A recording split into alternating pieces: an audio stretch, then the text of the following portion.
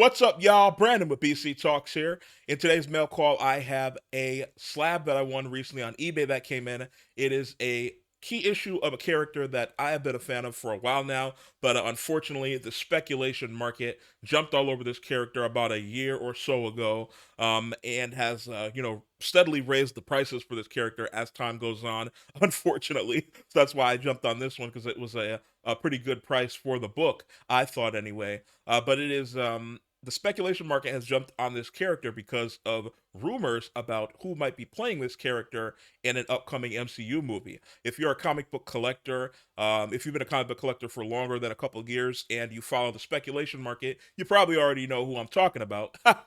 Or I might have spoiled it a little bit in the title of this video, but it's something I've talked about in past videos before, and I'm going to talk a little bit more about how I feel about the speculation market on this character and the fans of this person who might be playing this character, and all of that. We'll talk about that later in the video in more depth.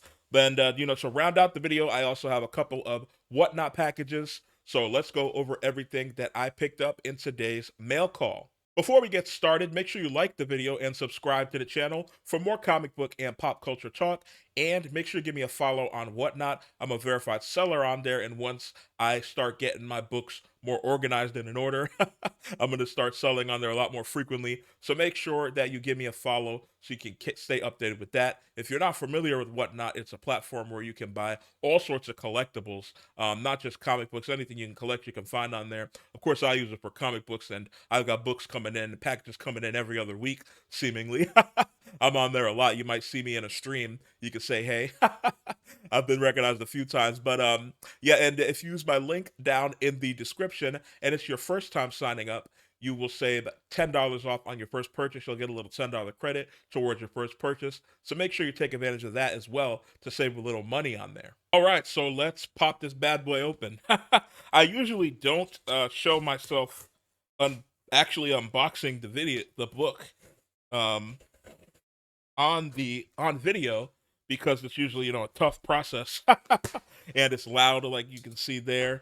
But then I was like, I do call it CGC unboxing. That's what people title these videos. So even though it's loud, it is called unboxing. I usually just already unbox it and then I start the filming the video with it already in the little sleeve. But it's called a CGC unboxing, so I said, why don't we actually unbox it this video, and y'all can let me know if you like it or not. I wasn't too partial towards it just because it's messy and kind of loud too, and sometimes the packaging is really tight, so it's rough to get it open. This one wasn't too bad. They got some thing on there. No bubble wrap, which is interesting. Usually people put bubble wrap, but this was a pretty tight packaging. So it wasn't too bad. But so this, like I said, is a character. It's a key issue for a character that I've been a fan of for a while now. But because of the speculation market, the keys for this character have gone way up in price in the past year and a half or so. This is you can and again, like I said, if you're a comic book collector for more than a couple of years or you're into the spec market, you probably already know what I'm talking about. This is Dazzler #1. It is in a 9.4, but this is also the error printing version. So Dazzler #1 is the premiere issue of Dazzler's first self-titled series, and this is the error printing. There was was a recalled error edition that had 2 pages of color advertisements that were accidentally printed in black and white. So it had a couple ads that were supposed to be in color, but they were printed in black and white on accident, so it was recalled. So there's a few of these out there. I thought it was cool to to see the error edition. I don't have a lot of error. I have a couple error editions for different books, but not that many. And this one is in a 9.4. I really love this cover. It's a great cover. I don't know why Iron Man's on there, but you get Spider-Man, you get Night Crawler, and I believe that's Wanda as well. And then Dazzler in the middle of them. And I'm trying to get this so the glare's not there. It's hard with the lights to get it. I'll put it back here when the glare's not there. But yeah, this is Dazzler #1. And if you have been following comic book spec, or even just if you've been watching my videos, I talked about this in the past as well. People have been specking that Taylor Swift might be playing Dazzler. It was rumored about a year and a half or so ago that for the longest time, people were saying Taylor Swift was a pretty spot on casting, and I would agree. If anyone's gonna play Dazzler, Taylor Swift is pretty much Dazzler in real life. I mean, if you just go by the looks alone, the look of Dazzler. But also, if you're not familiar with Dazzler, she is a singer that kind of has like an '80s style, and then later on, she went into like a grungy era as well. Oh gosh, I'm saying eras. No, God! No, God, please, no! No! No! No! The Swifties are getting to me. So yeah, the comic book industry collecting, or not the industry, but the collecting hobby has been specking on Taylor Swift playing Dazzler for a while, and more recently, as the um, as Deadpool 3 started filming and was ramping up, people were specking that even more that Taylor Swift would play Dazzler because she's good friends with Ryan Reynolds' wife, and they always hang out a lot. And they were at the one of the I think it was the Jets game, and the Jets played the Chiefs. This was early on when Taylor Swift started dating Travis Kelsey, and they were all up in the suite together. Ryan Reynolds, um, Taylor Swift, his wife. Also, Hugh Jackman was up there, and Sean Levy, the director of the Deadpool 3 movies. So they were all up there chilling in the suite, and a lot of people were like, "Well, I don't know if they're just chilling. They might be talking a little shop up there as well, doing a little deals." I think it is possible that she should be in the Deadpool 3 movie in a little cameo. We're going to find out a lot more about Deadpool 3 because allegedly it's rumored that we're going to get a trailer for Deadpool 3 in the Super Bowl, during the Super Bowl, which is this upcoming Sunday. So a couple more days, and we'll know. They're probably not going to put Taylor Swift in the trailer. Maybe they will, though. This would be a good time to do it because Taylor Swift right now, in this moment, is like on top of the world. She just won Album of the Year at the Grammys. She just announced her next album. She's one of probably the most popular and recognizable celebrity in the world right now. She's dating Travis Kelsey, one of the greatest tight ends of all time. I'm a Patriots fan, so I can't say he's the greatest. Rob Gronkowski's the greatest, but he's definitely second, close second to Rob Gronkowski. But they're pretty much the celebrity it couple right now. You can't go anywhere without seeing them. The NFL has been in love with them, and shows Taylor Swift. Every touchdown Travis Kelsey scores, they show Taylor Swift up there. And they're gonna probably show her a lot at the Super Bowl as well. So if you did want to capitalize on that, putting Taylor Swift in the trailer for the Deadpool 3 movie, if she's gonna have like a little cameo, just having her for like a quick shot or maybe a joke would be a it would be a good time to do so right now because she's at the height of her popularity. But Taylor Swift is always popular, so you could also save that. But I would think personally that they would want all of the Swifties to get invested into this movie, even though a lot of Taylor Swift's fan base is younger than 18. It's like that 8 to 17-year-old demo, mostly white girls.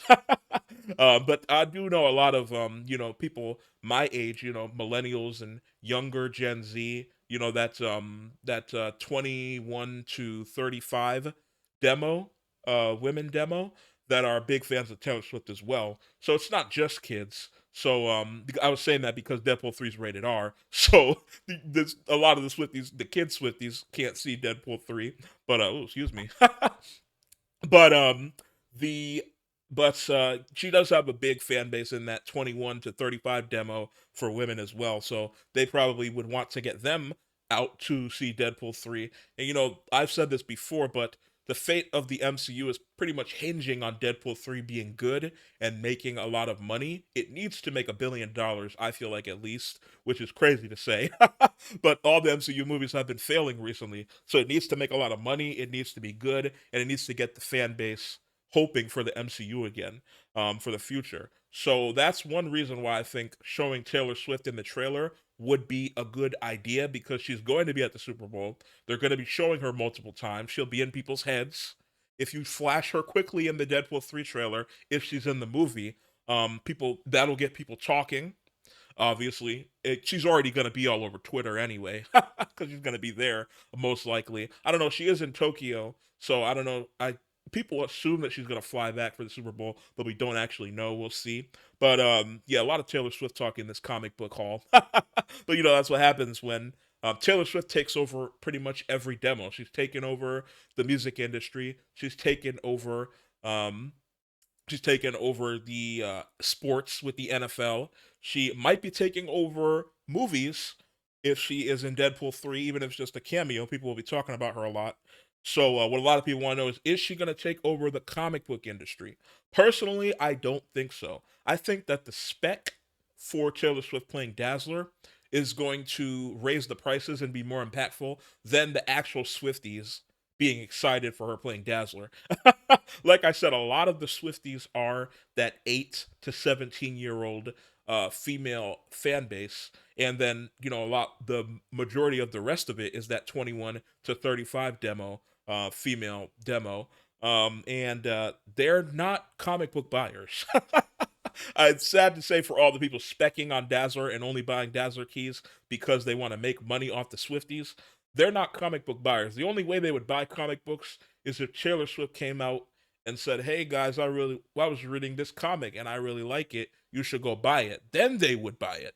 But just off of Taylor Swift being in Deadpool 3, I don't think that's enough to make the Swifties go out and pay extra for these books. So I think it's more of the people specking on the books and buying the book and holding on to it and raising the price of it because they think the Swifties are going to get excited to buy comic books. That's what's raising it. I think that if it's only a cameo and she's only in Deadpool 3, which I think that's all it is. She's just gonna have a cameo in Deadpool 3, and they'll probably kill her, or just leave her in that universe, and that universe will blow up or whatever. But I feel like she's only gonna be in Deadpool 3. If she's only in Deadpool 3 and that's it, and we never see her in the MCU again, I feel like a few months after Deadpool 3, the spec for this will crash and burn. So maybe then is a better time to buy the Dazzler keys. But I think that once we get closer to them, I think now is an okay time to buy it, even though the speculation market has been raising the prices. Um, I still think now is an okay if you can find a good deal. I got this one; it was $41 in auction, and then there was some, the usual eBay fees and shipping fees, which took it to like $61 total shipped. But I wanted the bid for $41, so I thought it was a good deal for the Air edition as well, and a 9.4, and and it's a book I've been looking for a while as well. I also need Uncanny X-Men 130, which is the for my Claremont X-Men collection, which is the first appearance of Dazzler, and it's also the second appearance of Kitty Pryde, the second appearance of Emma Frost, the first appearance of Sebastian Shaw. It's also when Jean Grey becomes the Black Queen of the Hellfire Club. So that issue, Uncanny X-Men 130, is a pretty big X-Men key. I need to get that before the Deadpool 3 stuff comes out, but I might. Well, it depends. I might wait till after Deadpool 3, but we're going to be also be getting the X-Men in Deadpool 3 most likely, or at least a good, the more recognizable ones in there. So it might be better to buy the X-Men keys now because after that movie, the X-Men keys will go up. So I don't know. It's a little game you have to play. I feel like the Dazzler keys are going to go down in price because it's just going to be a cameo. She's not going to continue. She's a pretty busy person with her real job, so she's not going to have time to be playing an actual character in the MCU. But whoever plays Dazzler in the real MCU is going to be, a regular actress. I feel like if they even do Dazzler.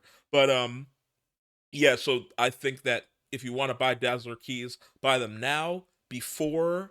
Well, it depends. If they show Taylor Swift in the trailer, then you should probably wait until after the movie comes out. If they don't show Taylor Swift in the trailer, still buy the keys now before the movie comes out, and then or just wait until after the movie comes out, a few months after the movie comes out. If they kill her off or whatnot, then these will drop in price because there will be an initial maybe couple of months of hype when the prices go way up, but then it'll just die out because I don't think that the Taylor Swift or the Swifties, the Taylor Swift fans, are going to be coming out in droves to buy comic books. That's just not the demo for comic books. Even though the NFL was not the demo for comic books, but that's different. Her and Travis Kelsey are in love.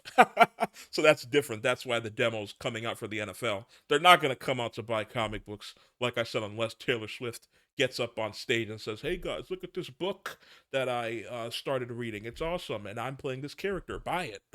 If she goes on stage at a concert and says that, then all the speculators that have been buying these keys will probably melt and cream themselves in joy because they'll be able to charge 3 times, 4 times the price for these keys, and they'll be vindicated. But personally, I don't think that specking on Taylor Swift playing Dazzler is a good idea.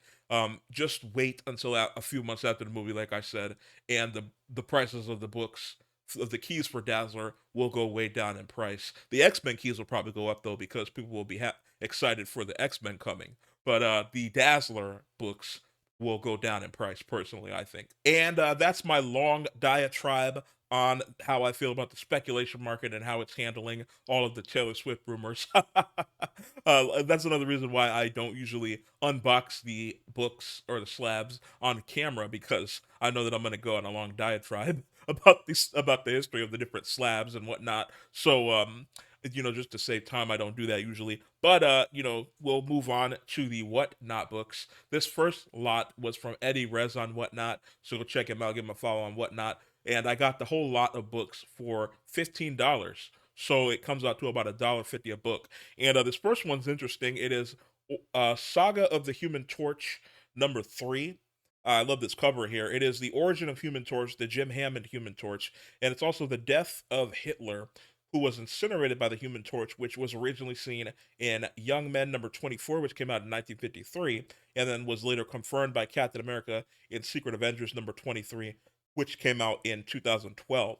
So an interesting event in Marvel Comics when the Jim Hammond version of the Human Torch um, basically burned Hitler alive, and I like this cover a lot, and also I like to collect, this isn't really a controversial issue, but issues with different controversial imagery on them. So Hitler, Nazis, the KKK, stuff like that. Well, on the cover is interesting to me. So that will go in that collection.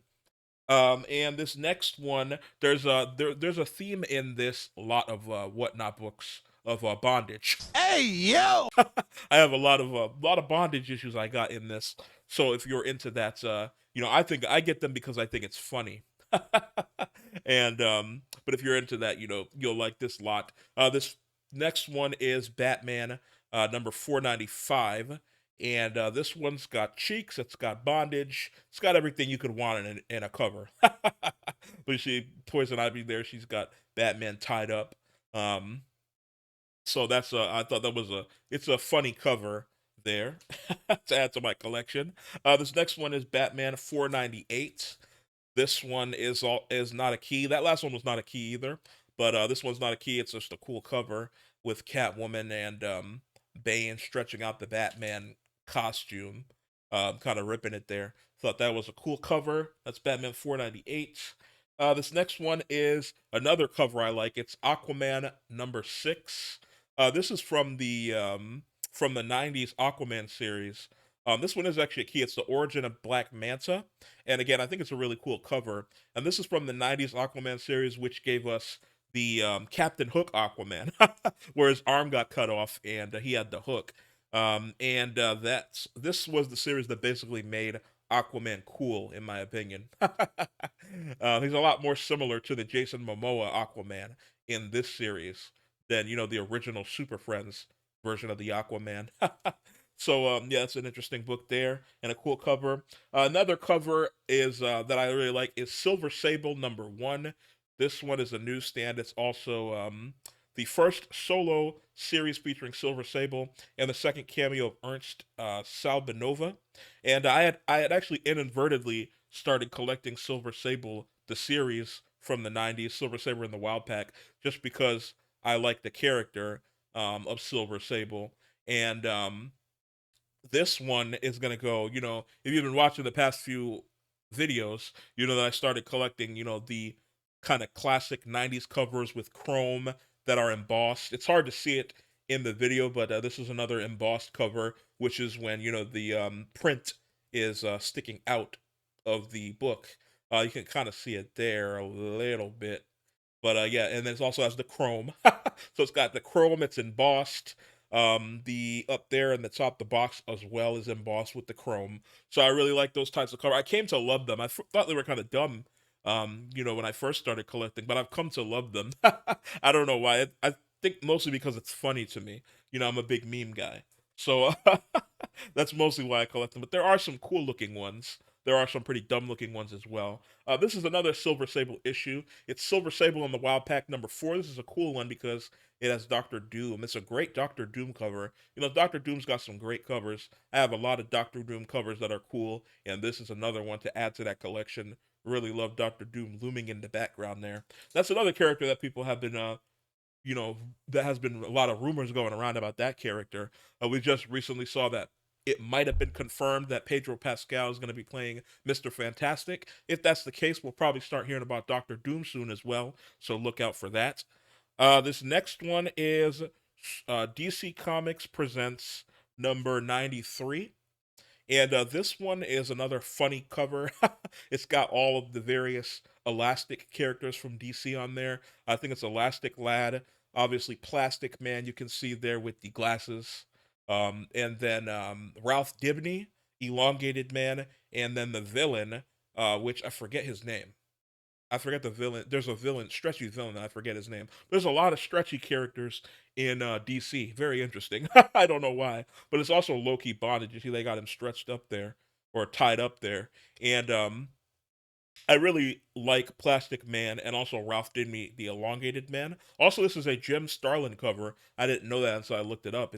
That's interesting. You don't usually associate Jim Starlin with DC. He's a lot more associated with Marvel. Captain Marvel and the whole. I talked about Captain Marvel that last video and in a short as well with the Monica Rambeau stuff, and then also the the whole cosmic universe of Marvel with Thanos, Pip the Troll, Gamora. Jim Starlin had a big hand in all of the cosmic Marvel. So, this is a DC cover from him. So that's an interesting one. Doesn't look like a lot of his Marvel covers. This next one is a Marvel one. This is Marvel Tales number 215. This is another funny bondage cover. Um, you have the Spider-Man up there and Jigsaw as well tied up. And then you got Punisher up there at the top, jumping down on top of them. So that's an interesting one. And then this last one, or no, there's a couple more. This next one is All-Star Squadron number 5. It's the first appearance of Danette Riley as the second Firebrand. And it's also a cool cover with the Statue of Liberty there. And then this last one is just another funny bondage cover. It is DC Classics The Batman Adventures number 3 with Batman tied up by the Joker. So that's another funny one. Another funny bondage. A lot of bondage in that lot. So if you're into that, you might have liked that lot. And the last lot from Whatnot we have here is from Jack Brooklyn on Whatnot. Give him a follow, check him out. Just a few books here that were all cover buys and a few variant covers as well. I haven't shown a lot of variant covers on the channel, but I do have a pretty big variant covers collection as well. This first one is Batman 108. This is the Stanley Art Germ cardstock variant of Batman 108, which is the first appearance of Miracle Molly, who is a member of the Unsanity Collective, the first appearance of Squeak, and the first full appearance of Mr. Wise, and the origin of Peacekeeper 1. Now, this Miracle Molly, she's a newer character, and she's basically, she's more like an anti-hero than a villain, really. And this is the Art Germ variant. I love Art Germ. He's a great variant cover artist. And I love this cover as well. I think Miracle Molly has potential, but right now she hasn't been used that much, other than like this appearance in this Batman series and a couple issues. So, but I think that she has potential with the right writer to be an interesting character. This next one is Batman 108. This is from the Rebirth, or not, sorry, that one's Batman 108. This is Batman number 1 from the Rebirth series. This is the first full appearance of Gotham and the first full appearance of Gotham Girl in the Rebirth series. This one was $3. That last one was $3 as well, by the way. I forgot to say. But I like this cover, and it's the first issue of the Rebirth series. I think the Rebirth series had a lot of comic book series in it, and that's one of them. This next one is Demon Days Miracle. This is the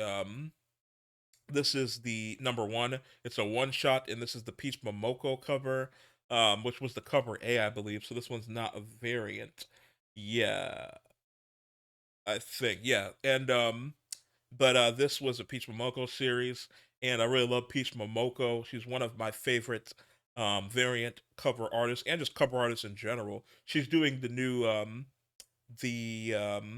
the new X-Men in the Ultimate Universe, the Ultimate X-Men. She's doing that series, so that's going to be interesting. I think she has a unique style that she writes with. And this next one is the Trial of X-Men Magneto. This one is an incentive variant. It's a Bianchi incentive. I don't remember what the ratio for the incentive is, but it's a cool cover with Scarlet Witch there. So I will go in the variant covers as well. And then the last couple, they are just regular covers, not variant covers, but just some interesting Eternals covers. This is Eternals number 1, and then Eternals number 3.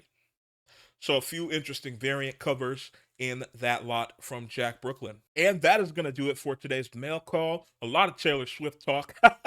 So if you're tired of hearing about Taylor Swift, I apologize.